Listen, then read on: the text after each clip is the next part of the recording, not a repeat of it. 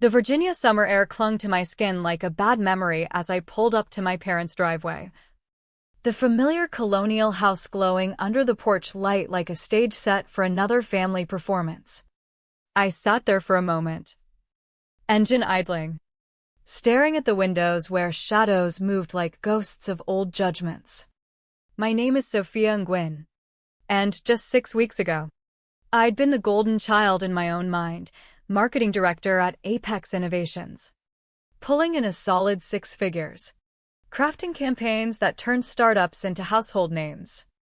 But corporate America has a way of chewing you up when you're no longer convenient.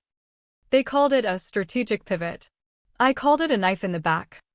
Tonight, though, as I stepped out of my sleek Audi, the one they'd whispered was too flashy for a single woman, I smoothed my tailored blouse and walked in, carrying a secret heavier than any grudge. The door creaked open to the scent of Mom's roasted chicken, Dad's aftershave, and the undercurrent of tension that always simmered in these gatherings. "Sophia." "Honey," Mom called from the kitchen, her voice laced with that artificial sweetness she reserved for fragile things like me. "Apparently. We're all so glad you could make it." Translation: "We're dying to pick apart your latest disaster." The living room was packed, my parents, my younger sister Lana with her doctor husband Derek, Uncle Min and Aunt Lon, their daughter Mia fresh out of med school, and Dad's old business associate Mr. Hargrove with his wife. 10 pairs of eyes, all ready to dissect me under the guise of concern. I forced a smile, the kind I'd mastered in pitch meetings, and took my seat at the dining table. The same one where we'd carved turkeys and carved up egos for decades. We navigated the appetizers with polite chit-chat, traffic on I-95, the latest heat wave, Mia's residency at Johns Hopkins. I poked at my salad, letting the forks clink like ticking clocks. Then, as Mom set down the main course, Lana leaned in, her perfect bob haircut framing a face that screamed success. "So soft," she said, her tone dripping with faux sympathy. "How's the job hunt going? You must have tons of time for those yoga classes you always talked about skipping." The laughter started low, rippling out like poison in water. Even Dad chuckled, though he tried to hide it behind his napkin. Derek squeezed Lana's hand, their little ritual of mutual admiration, as if to say, "Nailed it." I felt the heat rise in my chest, but I just smiled wider, raising my glass of Merlot. "Actually, I've been keeping busy," I said, my voice steady as steel. "Busy with what?" "Updating your LinkedIn," Uncle Min boomed, his belly shaking with mirth. Aunt Lon patted his arm, but her eyes sparkled with that familiar glee, the kind that fed on others' stumbles. The room quieted just enough for me to hear my own heartbeat, pounding like a drum in a silent war. They didn't know that 3 hours earlier, while they were probably trading gossip over cheese platters, I'd been on a Zoom call sealing a $7.2 million contract with Vanguard Global, a European powerhouse hungry for American market penetration. But I held it close, letting their words sink in like barbs, fueling the fire I'd been tending in silence.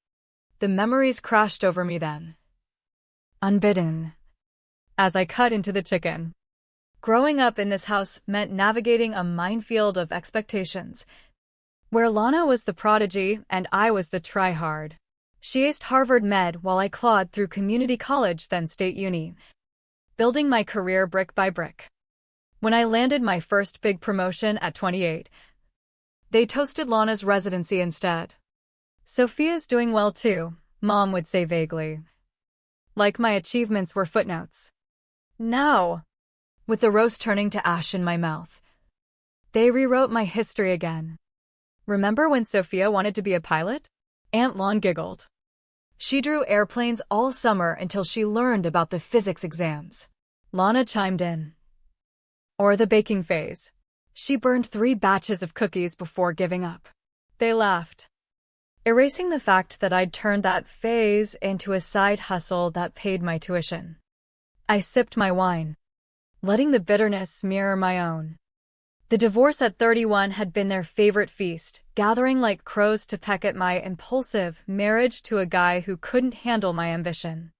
You need someone steadier, Lana had advised, meaning someone who'd let me fade into the background like a good supporting character.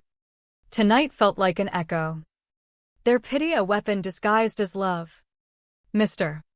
Hargrove, ever the opportunist, leaned forward. Tech's tough these days. Sophia. My firm has openings in admin, stable pay. Great benefits. Derek nodded. Beggars can't be choosers. The words landed like slaps, but I smiled through it. My silence a shield. Inside, resentment coiled tighter. Born from years of being the almost daughter, almost as brilliant as Lana, almost worthy of undivided pride. As dessert, Mom's apple crisp hit the table. The conversation shifted to their triumphs, Lana's latest publication in a medical journal, Derek's promotion to head surgeon, Mia's research grant. I faded into the wallpaper, invisible once more after they'd had their fill of my failures. It was almost poetic. This ritual of diminishment. Failure builds character, Uncle Min offered sagely, as if his own cushy retirement from a family business qualified him to preach. Mom nodded. Maybe this is a sign to aim lower. Honey. Something reliable. Like teaching. Their words weren't just careless, they were calculated, chipping away at the confidence I'd fought to build. But tonight, that chip would become a chisel. My phone vibrated in my pocket, a custom alert for secure emails. I excused myself to the porch, the humid night wrapping around me like a conspirator. No call, just confirmation from Vanguard's team. I opened my laptop in the car, the glow illuminating contracts, wire transfers, and a video clip of the signing. 6 weeks ago, when Apex cut me loose, I'd taken my ideas, the marketing algorithms I'd developed off hours, and partnered with a former colleague, Elena Ruiz. We'd pitched to Vanguard, promising 350% ROI on digital campaigns. They bit hard. $7.2 million upfront, with escalators that could hit 8 figures. The timestamp, 3:12 p.m. While they prepped their pity party, I'd been rewriting my fate. Back inside, they were still chuckling over coffee.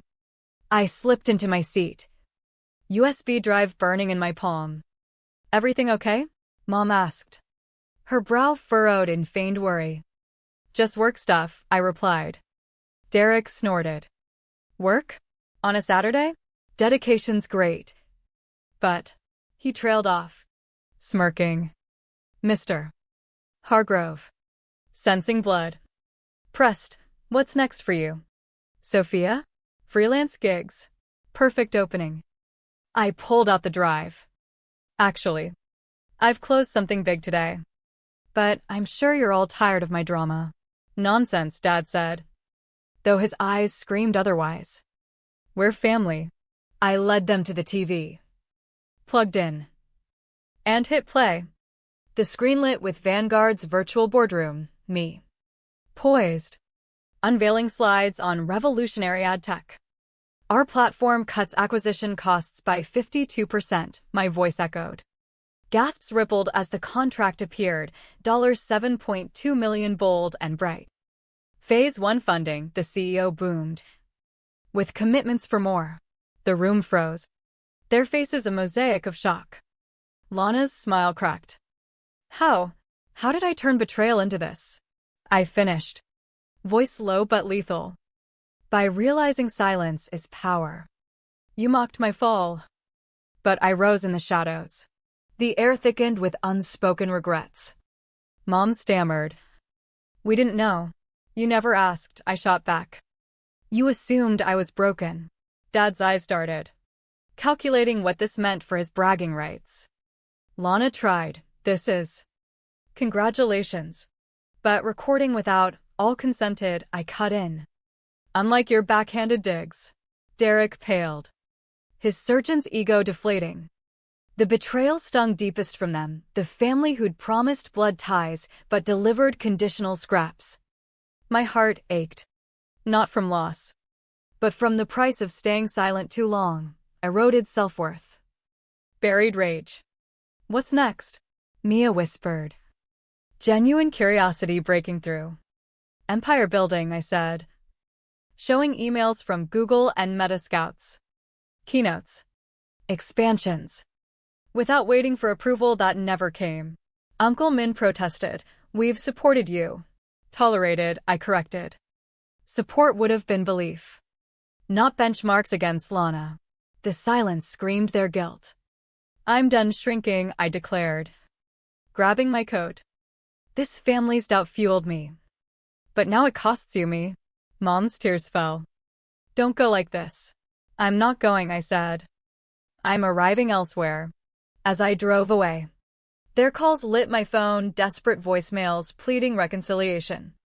But freedom tasted sweeter than forgiveness. The highway stretched. My future unburdened by their shadows. Yet, in quiet miles, doubt crept. Had revenge healed the wounds? Or just scarred deeper? The price of my triumph, a severed family. A hardened heart. Still, as dawn broke over the skyline, I knew I'd paid it willingly.